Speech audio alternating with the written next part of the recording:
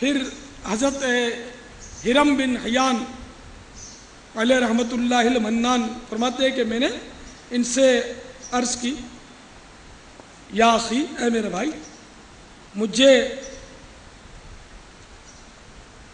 اللہ رب الانام کے کلام سے کچھ تلاوت ہی سنا دیجیے اور مجھے کوئی نصیحت فرمائیے تاکہ میں اسے یاد رکھوں۔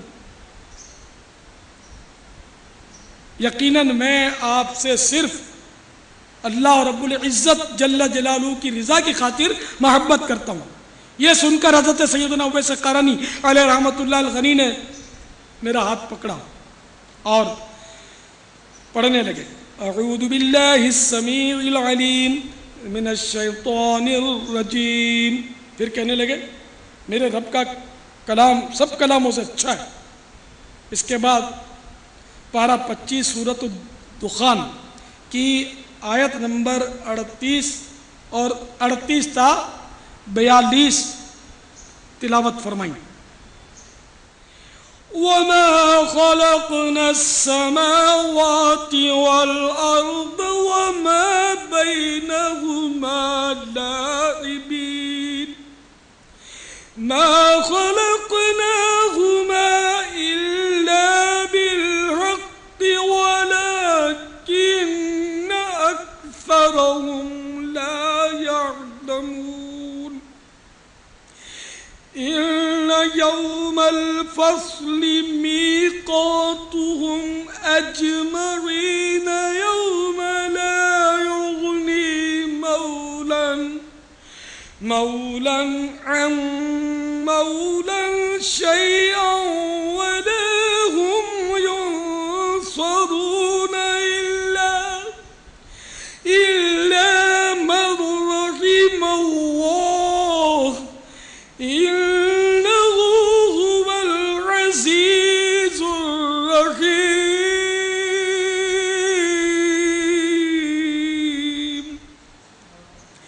میرے آقا نعمت امام اہل سنت عظیم البرکت عظیم المرتبت پروانہ شمع رسالت مجدد دین و ملت مولانا شاہ احمد رضا خان علیہ رحمت الرحمن اپنے شعرۂ آفاق ترجمہ قرآن کنز الایمان میں اس کا ترجمہ کچھ یوں کرتے ہیں، اور ہم نے نہ بنائے آسمان اور زمین اور جو کچھ ان کے درمیان ہے کھیل کے طور پر، ہم نے انہیں نہ بنایا مگر حق کے ساتھ، لیکن ان میں اکثر جانتے نہیں۔ انہیں زمین و آسمان کھیل کے طور پر نہیں بنایا کہ لہو و لعب، تو کھیل کود تو اس کی تو شرعاً پذیرہ ہی نہیں ہے، اور اللہ تعالیٰ اس سے بے نیاز ہے، تو بنانے کی کوئی مقصد ہے۔ بے شک فیصلے کا دن ان سب کی میعاد ہے، جس دن کوئی دوست کسی دوست کے کچھ کام نہ آئے گا اور نہ ان کی مدد ہوگی مگر جس پر اللہ رحم کرے، بے شک وہی عزت والا مہربان ہے۔ آپ رحمت اللہ تعالی علیہ نے یہ چند آیات پڑھی، پھر ایک زوردار چیخ ماری، اور ہرم بن حیان فرماتے ہیں کہ میں نے گمان کیا کہ شاید آپ بے ہوش ہو گئے تھے۔ جب انہیں کچھ افاقہ ہوا تو فرمانے لگے، اے ابن حیان، تیرے والد وفات پا چکے، ان قریب تو بھی اس دنیا سے رخصت ہو جائے گا، پھر یا تو تیرا ٹھکانہ جنت میں ہوگا یا پھر معاذ اللہ جہنم میں۔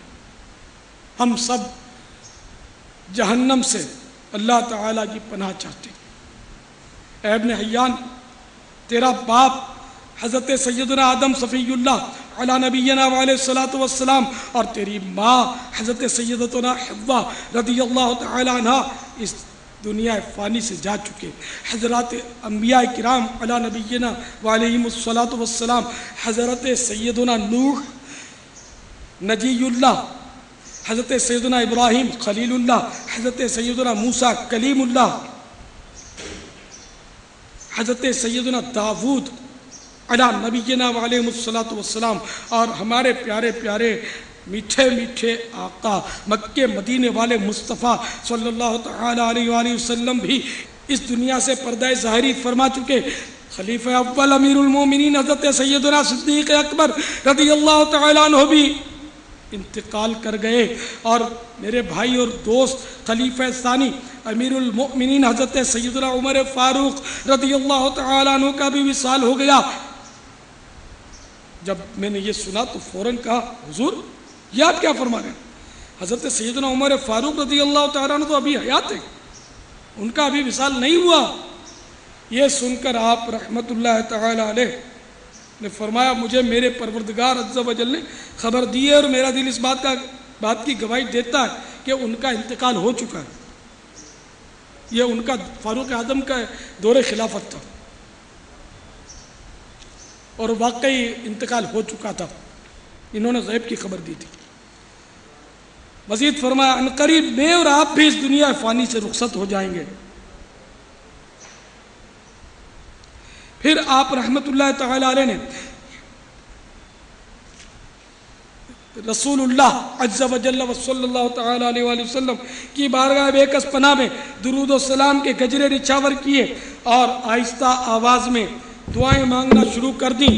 پھر فرمایا میری ایک نصیحت ہمیشہ یاد رکھنا، کتاب اللہ میں تمام احکامات آ چکے، تمام انبیاء کرام علی نبینا علیہ الصلاۃ والسلام اور اولیاء کرام رحمہم اللہ السلام کا اس دنیا سے کوچ کر جانا ہمارے لیے ایک بہت بڑی نصیحت ہے۔ ہمیشہ موت کو یاد رکھنا، اپنے دل کو دنیا میں نہ الجھانا، اور جب تم یہاں سے اپنی قوم کے پاس جاؤ تو انہیں عذاب آخرت سے خوب ڈرانا، اور تمام لوگوں کا خیر خواہ اور ناصح بن کر رہنا، اور کبھی بھی جماعت سے دور نہ رہنا۔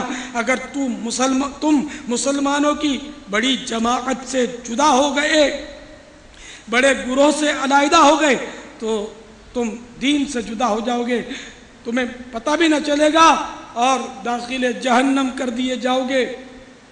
پھر فرمایا اے میرے بھائی تو اپنے لیے بھی دعا کرنا اور مجھے بھی دعاؤں میں یاد رکھنا۔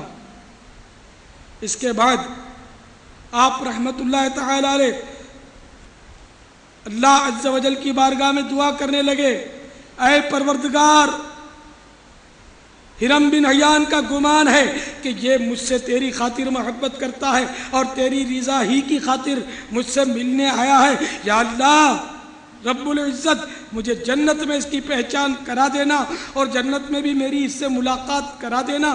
یا اللہ جب تک یہ دنیا میں باقی رہے اس کی حفاظت کرنا اور اسے تھوڑی ہی دنیا پر راضی رہنے کی توفیق عطا فرما۔ یا اللہ اسے جو نعمتیں تو نے عطا کی ہیں ان پر شکر کرنے والا بنا دے، ہماری طرف سے اسے خوب بھلائی عطا فرما۔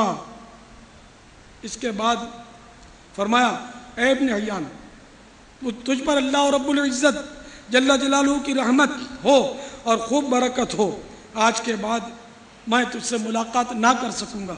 بے شک میں شہرت کو پسند نہیں کرتا، جب میں لوگوں کے درمیان ہوتا ہوں تو سخت پریشان و غمگین رہتا ہوں، بس مجھے تو تنہائی پسند ہے۔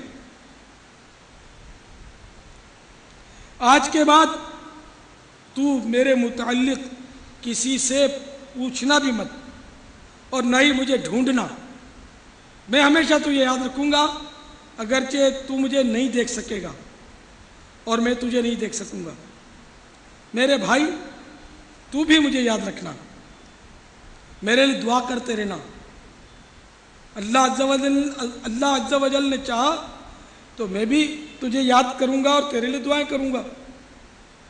اب تو اس سمت چلا جا اور میں دوسری سمت جاتا ہوں۔ یہ فرما کر سیدنا اویس قرنی علیہ رحمت اللہ الغنی ایک طرف کو چل دیے، اور میں نے خواہش ظاہر کی کہ کچھ دور تک ان کے ساتھ چلوں، لیکن انہوں نے منع فرما دیا اور ہم دونوں روتے ہوئے ایک دوسرے سے جدا ہو گئے۔ میں بار بار حسرت سے مڑ مڑ کر دیکھتا رہا، یہاں تک کہ آپ رحمت اللہ تعالی علیہ ایک گلی کی طرف مڑ گئے۔ اس کے بعد میری بےتابی بڑھی، میں نے بہت ان کو ڈھونڈا لیکن نہ مل سکے، اور نہ ہی کوئی ایسا شخص میں نے پایا جو مجھے آپ کے بارے میں خبر دیتا